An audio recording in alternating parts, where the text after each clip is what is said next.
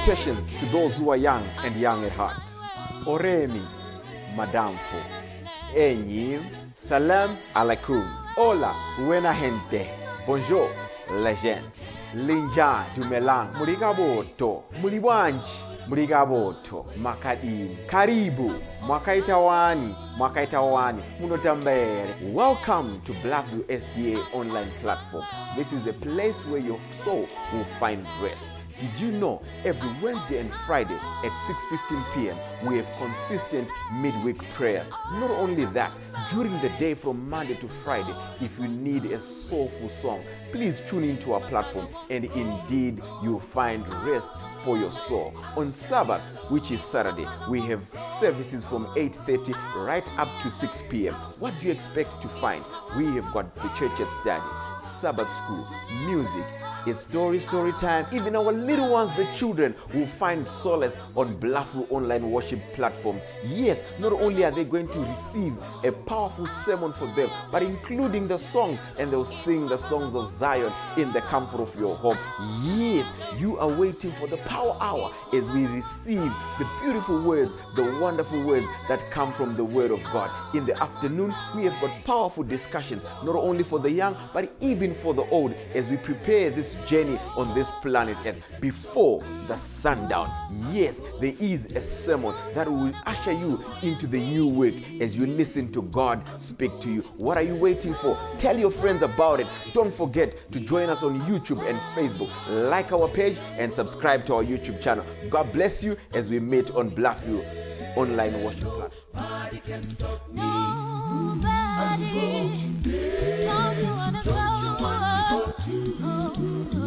I'm going there. Nobody can stop me. Tenzi mucha zwano imba shepa mangwa nani dino namata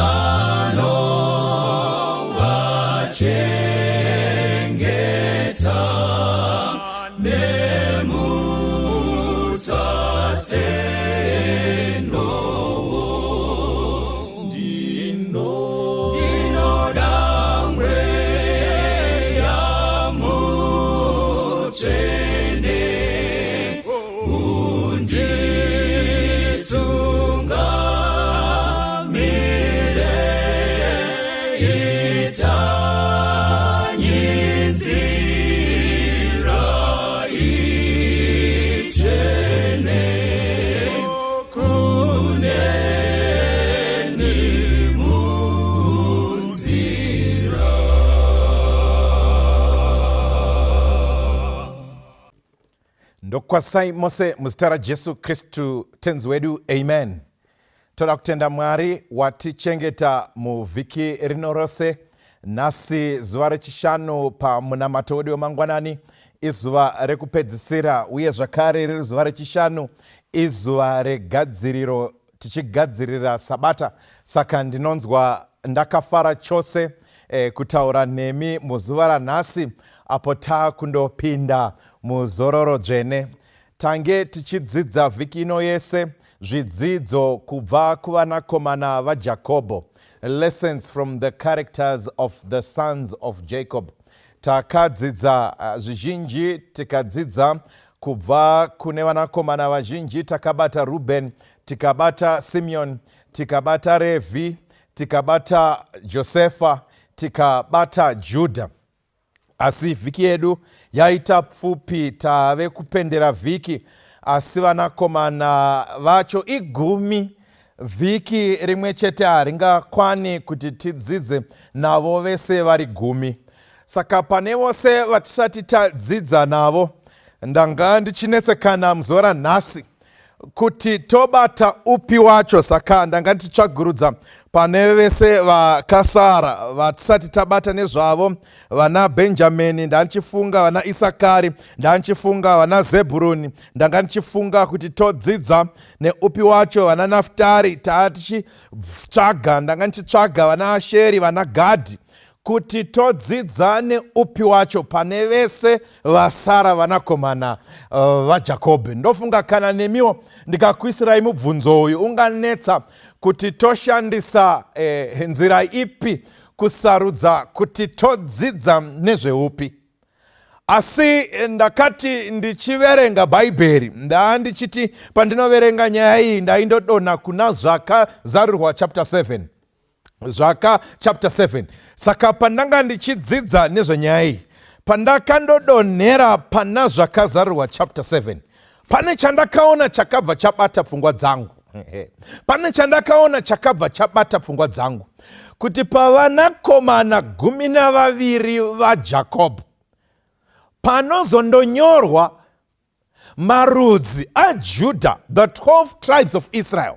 Padzinonyorwa pana zvakazarirwa chapter 7, panonyorwa neboka riya rakatsanangurika re144,000, pachitsanangurwa kuti 12,000 vaibva kwaRubheni, 12,000 vaibva kwaSimeoni, 12,000 vaibva kwaRevhi, 12,000 vaibva kwaJudha, 12,000 vachibva kwanhingi nanhingi. Pane chandakaona kuti pavanakomana 12 pane umwe anga asiripo.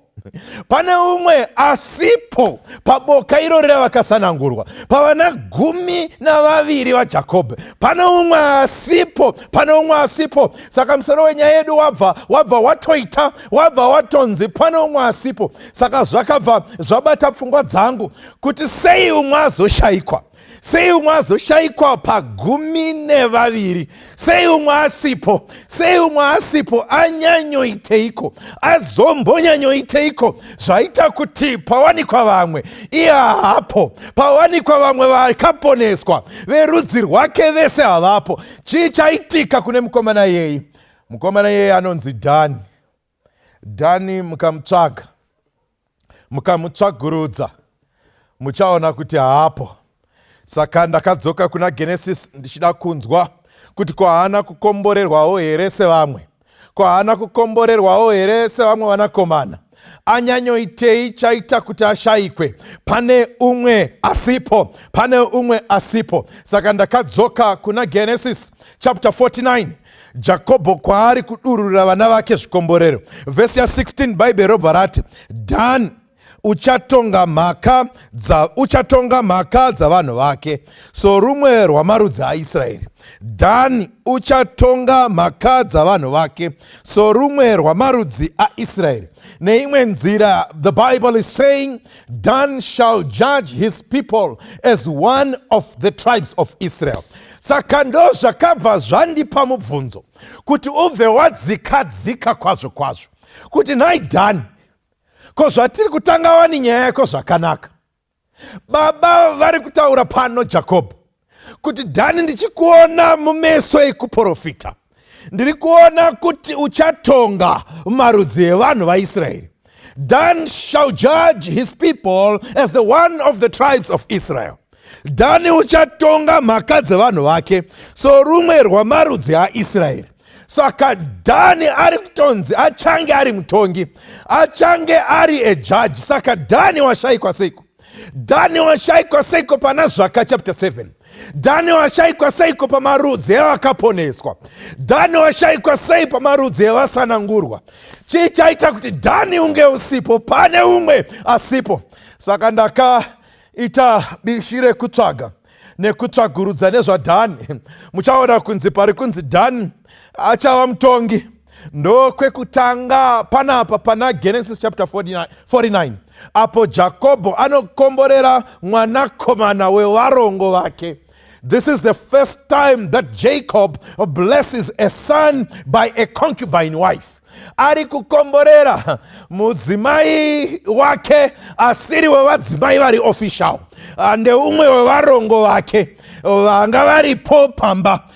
Dhani mwana wekutanga ari kupiwa zvikomborero. Saka Dan is highly blessed. Dan is highly honored. Son to a concubine wife. But Dan uri kuwana zvikomborero kuna Jacob. Handidzo here dzinonzi nyasha dziri kuitirwa Dhani. Handidzo here dzinonzi nyasha ndo zvinoita nyasha. Kuti kune uyo asingatarisirwi anoipiwa zvaasingakodzeri. Kune uyo asingatarisiri anopiwa zvikomborero zvisinei naye. Saka Dhani anobva anzi uchava mutongi. Saka Dhani anonzi uchava mutongi sekunge uri umwe wevana vaIsraeri. Haatorwi semwana wemusango. Ndo zviri kutaurwa panapa. Pachinzi sorumwe rwamarudzi aIsraeri, as one of the tribes of Israel. Dhani ari kuudzwa kuti hausi mwana wemusango iwe. Hausi mwana wesmall house. Saka hauna kodzero yenhaka. Hausi mwana wababa wepamusha. Dhani ari kutogamuchirwa. Dhani ari kutogamuchirwa kuti newewo uri umwe werudzi rwevana vaIsraeri. But Dhani hapo pana Zvaka chapter 7. Dhani hapo pana Zvaka chapter 7. Ndo zviri kundinetsa kuti wamboitirwa nyasha dzakadai. Wamboitirwa nyasha huru dzakadai. Sei wazoshayikwa. Hanzi Dhani uchazova mutongi pamarudzi. Zvedi tinomuona pamarudzi aDhani. Pane mutongi pavatongi verudzi rwaIsraeri. Akamuka one of the judges of Israel. Anonzi Samson. Samson munomuziva. One of the greatest judges in Israel. Samson was a Danite. Samson akanga ari werudzi rwaDhani. Zvozadzisa kuprofita kwababa vake. Zvodadzisa kuprofita kwaJakobho. Kuti Jakobho anoti Dhani uchava mutongi waIsraeri. Zvoonekwa Samson werudzi rwaDhani achitonga rudzi rwaIsraeri. Ndo dzinonzi nyasha. Samson tinomuziva akatotonga Israeri makore 20. One of the judges vakadzikinura vaIsraeri kubva kuutapwa hwevaFiristia. Dhani uchava mutongi. Saka sei Dhani wasara? Sei Dhani uri kusara iwamboitirwa nyasha dzakadai? Sei Dhani usipo pane vakaponeswa? Sei Dhani washayikwa pavasanangurwa? Sei Dhani usipo paboka rakakosha zvakadai? Saka ndakaenderera mberi ndichiverenga. Ndiripo pana Gene chapter 49. Pavhesi ya 17 ndokubva nyaya yachinja. Zvikanzi pano neBhaibheri, Dhani uchava senyoka munzira. Dhani uchava senyoka munzira, semvumbi mugwara, inoruma zvitsitsino zvebhiza, kuti mutasvi waro awire pasi neshure. Dhani sei zvino zvinhu zvachinja. Dhani wakufananidzwa nenyoka. Ukaona paine mhuka isingadi kunzi munhu angafananidzwa nayo. Imwe yacho inyoka. Ukaona wanzi uri nyoka, iri watukwa. Nyoka ndo iya tinosangana nayo mubindu reEdeni, ichinyengera madzitateguru edu Adamu naEvha. Saka kunzi unzi uri nyoka unenge washorwa. Kunzi unzi uri nyoka unenge watukwa. Kunzi unzi uri nyoka awapiwa mashoka anorwara. Rangarirai chitatu patakadzidza naJudha. Judha akanzi ishumba, kuratidza kuti akanga aremekedzwa, akanga asimudzirwa. Asi Dhani panapa akunzi panapa uri nyoka. Nawo mukaramba muchidzika muchitsvagurudza kuti nyoka yanga ichitaurwa panapa, inonzi inyoka yemugwenga, a desert snake. Now this is a poisonous yellow desert snake. Kamwe kanyoka kanowanikwa mudesert, kanowanikwa mugwenga keyelo, kane uturu neukasha hwakasimba. But mashandiro akanoita manje ndo kaipa ekuti hachifambi chiri pachena chinyoka ichi. nyoka inenge yakawanda mumatombo, yakawanda, yakazorora, yakazvitsa pasi pematombo. Kana riri desert rejecha, nyoka iyi inozvinyudza mumavhu, inenge yakawanda mujecha. Saka iwewe kana uchifamba hauioni, iyo ndo inenge ichikuona. Saka unenge uchizvifambira hako uri munzira yako yakachena, uri kuzvifambira hako pasina chaunoona. Unozongonzwa wangonzi kobo, wobva wangorohwa. Ichingokurova nekuda kwekuti ine uturu hwakasimba, ine uturu huri dangerous. Hauna kwaunosvika kure, unobva wangodonha, wobva wangodonhera ipapo. Kunyangwe uri munhu, kunyangwe kana iri mhuka, mhuka inenge ichizvifambirwa, ichifunga kuti kwakachena, kwakanaka, isingazivi kuti pane nyoka iyi. Pane bvumbi riri kutaurwa nezvaro, bvumbi rine rakawanda mumavhu, bvumbi rinenge riri mumatombo, mumacrevices, yakawanda iri imomo, yakangomirira kurova. Zvikanzi painorova, mhuka hakuna kure kwainoenda. Ndosaka kwanzi inoruma zvitsitsino zvebhiza kuti mutasvi waro awire pasi neshure. Bhiza richingokoborwa, bhiza rinobva ratotanga kusimudza makumbo, mutasvi waro achiwira pasi. Ndo zviri kunzi Dhani uchava nyoka. Dhani uchava senyoka munzira, unomirira kungoruma, une wakawandira vanhu. You will be deadly. Mashandiro ako, you are so crafty. Mashandiro ako hauonekwi but unoruma, hauonekwi but unokobora, hauonekwi but une ukasha, une uturu hwakaipa. Saka ukaona kaitiro kenyoka iyi, it's so deadly. Asi kana mhuka iripo haingambofungiri kuti nyoka iyi it can be so deadly zvakadai. Zvichionekwa kuti bhiza rakamira apa nenyoka yakamira apa, hazvingambofungirwi kuti bhiza rose remukwimba ringadonhedzwa nekanyoka kakawanda mujecha, nebvumbi rakarara mujecha. Ndo mashandiro anoita bvumbi. Saka Dhani ari kuudzwa kuti iwe une unyengeri, une unyengeri usina kunaka, uri munyengeri mukuru. Kaitiro kako hakaonekwi pachena, unoita zvinhu zvako wakawanda-wanda, unoita zvinhu zvako uri nechekuseri, unoita zvinhu zvako wakawanda pasi pejecha, zvinhu zvako zvese une wakawanda mumatombo, mumapako, pasi pemabwe. Hapana anonyatsokuona kuti uri kumboita nezvei. Asi kana wapedza wakobora, unosiya poison yakaipa. Hapana mashoko angapfuura aya kutsanangura munhu anonzi ane makuhwa, anenge achikobora, hapana anenge achimuona. Pese paari ari kungotaura nezvevanhu, pese paari hapana chakanaka chaainacho. Kana ari kutaura nezvevafundisi, ane mashoko akaipa nevafundisi vese. Ava munovaziva here mufundisi? Ava ndevekung'anga. Ava munovaziva here vafundisi? Ava ndevekumaprofita. Mashoko amuinawo ese mashoko ezvakaipa. Pamunotaura nezvevatungamiri vesangano, nezvemaeridha, eridha munovaziva here? Ava ndevema-small house. Ava eridha munovaziva here? Ava vanorova mukadzi. Ava eridha munovaziva here? Dhani uri wemakuhwa, chaunofambisa iguhwa, chaunofambisa kuparadza. Misha waparadza nemakuhwa. Misha inakumira nemakuhwa unofambisa.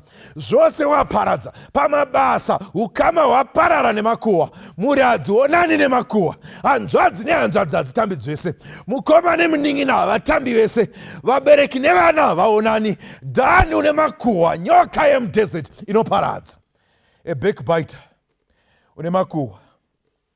Saka ndiye Dhani uyu, ndiye Dhani ari kutsanangurwa. Saka Dhani ane makuhwa. Kaitiro kake ndekenyoka. Kana mchida undotsvaga kuti Dhani akazviita papi, endai pana Vatongi chapter 18. Ndo panonyatso kuonekwa unyoka hwaDhani, ndo panonyatso kuonekwa unyoka hwaDhani. Dhani afunga zvino, iye zvino afunga kundotora nyika yakanga iri yevaRaishi. Dhani afunga kundotora a part of the portion of the land of the Laish, ku north of Canaan. Afunga kundorwa nevanhu ikoko, anondosvika chinyararire vasingafungidziri, vasina kuronga. Vasina kuronga anondopukuta vanhu vese. The unsuspecting people of North Canaan are slaughtered by Dhani. Vanoparadzwa vese naDhani, vasingafungira, havatombozivi kuti varohwa nezvipi. Vanorohwa nezveusiku naDhani. Ndo kaitiro kake. Saka kaitiro kaDhani haukanzwisisi. Kane kunyengera mukati, kane kuhwandira mukati, kane kufungirana mukati. Anoshanda kashandiro kasinganzwisisi nevamwe. Ndiye Dhani uyo. In fact, ukatarisa kunyangwe naSamsoni, karovero kamwe kaita mafiristia. Paitonyengerwa rangarira musikana ainyengerwa kunzi ini simba rangu, ukaruka vhudzi rangu, ukangoriruka vhudzi rangu ndiye ndisina simba. VaFiristia vachiuya vaibva vapukutwa zvisingaiti. Aishanda zvine kunyengera, aisamira pachokwadi. Samsoni ainge aine kakunyepa-nyepa kaaizoshandisa kuparadza kunyange vaFiristia. Ndo kashandiro kenyoka. Saka Dhani aiva nepfungwa dzaimhanya, anga anenge ari kumberi kwenyu asi achishandisa kunyengera. Saka dei Dhani akashandisa pfungwa dzaainadzo semutongi, aida yakaita zviri nani, nekuti vhesi 16 yaburitsa pachena kuti karekta yaDhani dei akanga aishandisa musimba raMwari. He was going to be a great judge of Israel. Asi akabvuma kutorwa, akashandiswa newakaipa, akashandiswa naSatani. Ndosaka ava kuita senyoka, ndosaka ava kusevenza senyoka, ndosaka ava kushanda pano senyoka. Nyoka inokobora vamwe, nyoka inoshanda nemakuhwa. Asi Dhani nekuda kwekashandiro ikako, Bhaibheri rinotiburisira pachena kuti vanhu vakadaro Mwari haavadi. Uya neni pana mapisarema 101 vhesi ya5 unzwe zvinotaurwa neshoko. Taakuda kundotsanangura kuti sei Dhani asipo. Sei Dhani asipo pana zvakazarurwa chapter 7. Zvikanzi pano pana mapisarema 101 vhesi ya5. Unoitira vokwake makuhwa ndichamuparadza. Mwari obva aburitsa pachena. Anoitira vekwake makuhwa, Mwari oti iyeye ndichamuparadza. Mwari anoti iyeye ndichamuparadza. Rechirungu rinoti I will cut him off. Saka Dhani ndosaka akaparadzwa, ndosaka asipo pari kuwanikwa vamwe.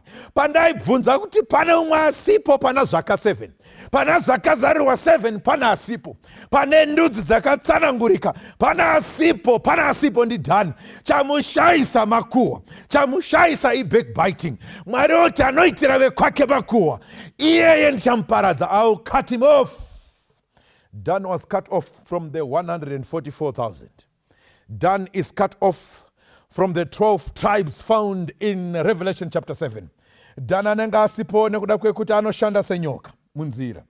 Anokobora vamwe vasingatarisiri. Ane makuhwa anokuwadza vamwe vasingatarisiri. Vanoda kusimukira anovakobora kuti vawire pasi. Vanodanana anokobora kuti varambane. Vanowirirana anokobora kuti vavengane. Ndo zvinoitwa naDhani. Rega nditaure nemimhai. Makuhwa enyaya you be cut off. Makuhwa enyaya muchaparadzwa. Rega nditaure newe hanzvadzi. Rega nditaure newe munin'ina. Iwewe chaunoita kuti ukwirire pabasa, unokobora vamwe kuti iwe upromotwe. Rega ndikuudze, you shall be cut off. Rega ndikuudze, uchaparadzwa naMwari. Anoita makuhwa kune vekwake, Mwari anoti panapa ndichaparadza. Saka Dhani ari kungomirira krabhu yemakuhwa. Anongomirira krabhu inokobora vamwe pachitsitsino. Akangomirira timu rinenge riri chinyoka mujecha, chakamirira kuruma vasingafungiri. Munhu achizvifambira asina chaakatarisira, obva arumwa. Ndimi vanaDhani vandiri kutaura. Asi regai ndikuudzei, pane musi vanaDhani muchashayikwa.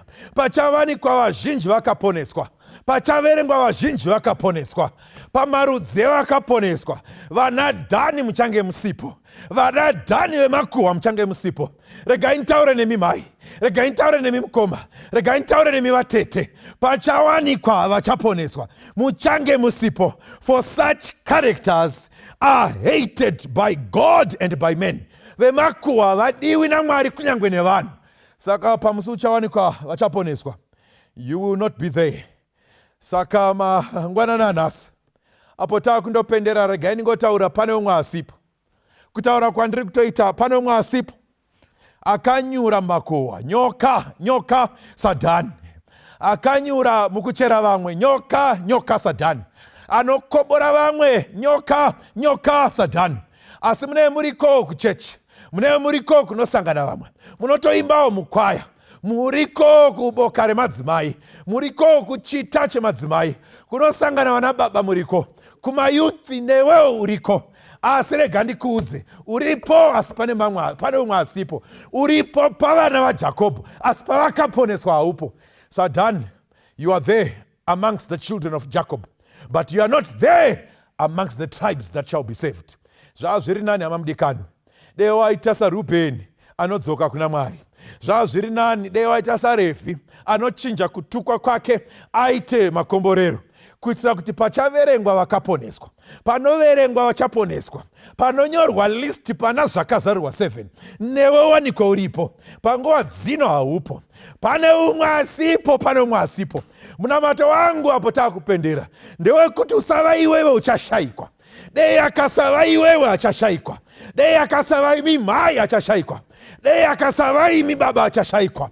Pane umwe asipo, pane umwe asipo. Dei akasava iwe, dei akasava ini. Ndo munamato wangu nhasi apo taakupendera. May it not be you.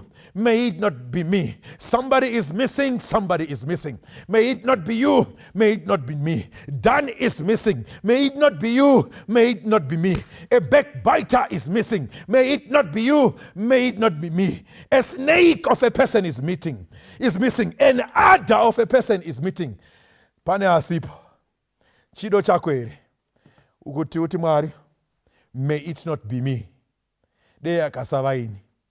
Kana chiri chidiso chako, pota kuvhara vhiki rino remunamato, dei tingazvipira kuna Mwari kuti may it not be me, may it not be you, may it not be my sister, may it not be my brother, but above all, may it not be me. Tave kunamata. Baba muri kumusoro kudenga, tinokutendai nevhiki rino ramange muchitaura nesu, kuburikidza nevanakomana vaJakobho, kuburikidza nezvimiro, the characters of the 12 sons of Jacob. Matiburitsa zvatiri kuburikidza nevose. Vamwe tinoita zvakaipa saRubheni, vamwe tine utsinye saSimeoni naRevhi. Asiwo tinotenda Mwari kune vamwe saJudha vane mwoyo wakanaka, kune vamwe saJosefa vasingatsivi zvakaipa nezvakaipa. Tinotenda Mwari, asi shoko ranhasi matisira pachena kuti pana anaDhaniwo pakati pedu. VanaDhani ndo vemakuhwa, ndo vanochera vamwe, ndo vanokobora vamwe, asi nekuda kweizvozvo Dhani ari kushayikwa. Kana vanakomana voverengwa kuna zvakazvarurwa, vanakomana panoverengwa pane vakaponeswa, Dhani haapo. Mwari tinonamatirawo kuti nesuwo tisashayikwa. Pane umwe asipo, munamato wedu ndewo kuti tisashayikwa. Saka taunza mwoyo yedu mukupera kwevhiki kuti Mwari hatidiwo kushayikwa. Ina handidiwo kushayikwa, natete ava havadi kushayikwa, nehanzvadzi haidi kushayikwa. Taisa mwoyo yedu kwamuri Mwari. Tibviseiwo pamakuhwa, tibviseiwo pakuchera vamwe, tibvisei pakukobora vamwe Mwari, tigowanikwa pakati pevakaponeswa. Maita henyu Mwari, dei vhiki ino ikasava vhiki inoperera pasina, dei ingava vhiki yekuponeswa kwedu. Maita henyu Mwari, tinokutendai nekuda kwezvikomborero. Pamuchakomborera vamwe, nesuwo musatipfuura. Uyu ndo munamato wedu, muzita raJesu Kristu tinonamata. Amen. Amen.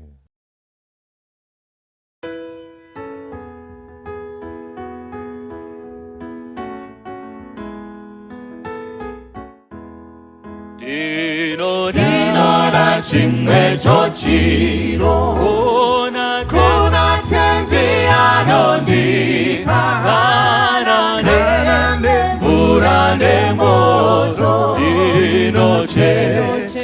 Ndinochema mundisambe moyo wese, kana moto mundipise, hazvine izvo zvitema, zvinopera,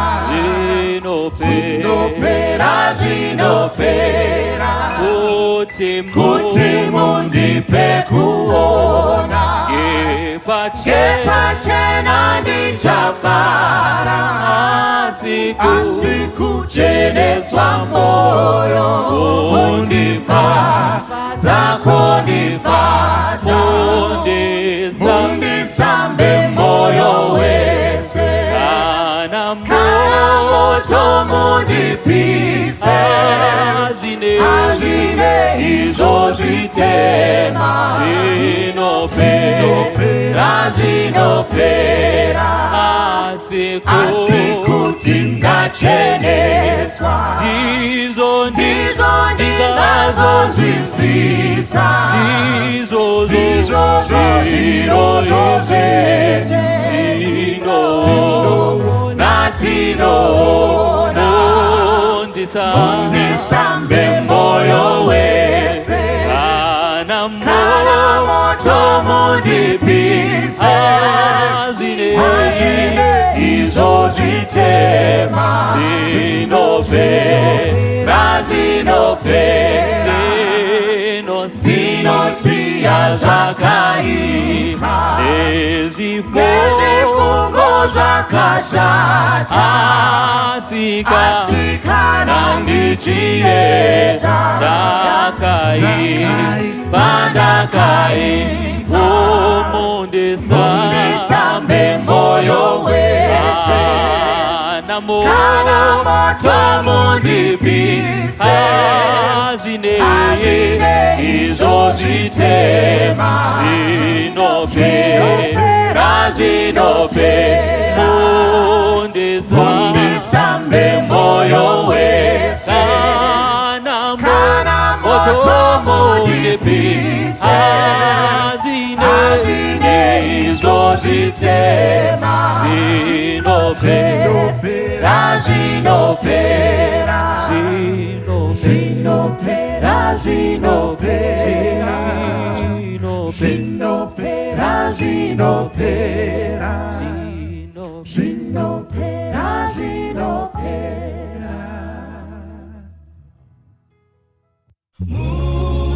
musandivhure tenzi inzwa ndochema apo madaidza vamwe musandivhure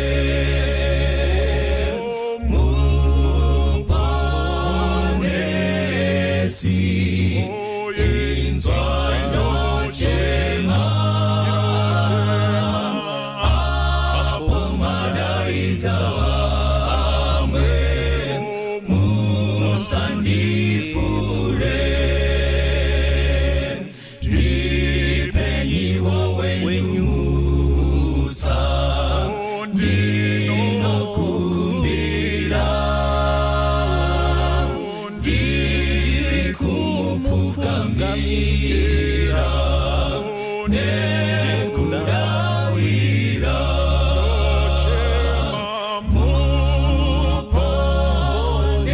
muponesi inzwa ndochema apo madaidza vamwe musandivhure ndinomusimbira Jesu ndinokutsvaka rapanyiwa moyo wangu kundiponesa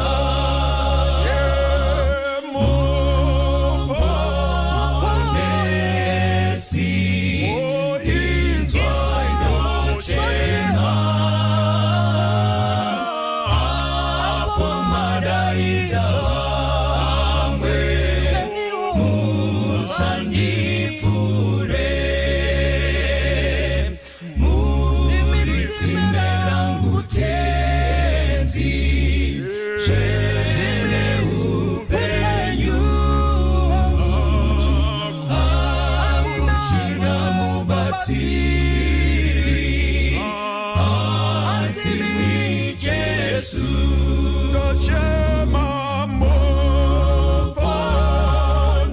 muponesi inzwa ndochema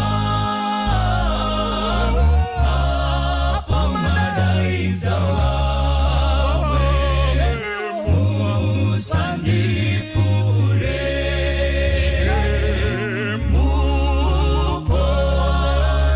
muponesi inzwa ndochema apo madaita vamwe musandifure apo madaita vamwe musandifure apo madaita vamwe musandifure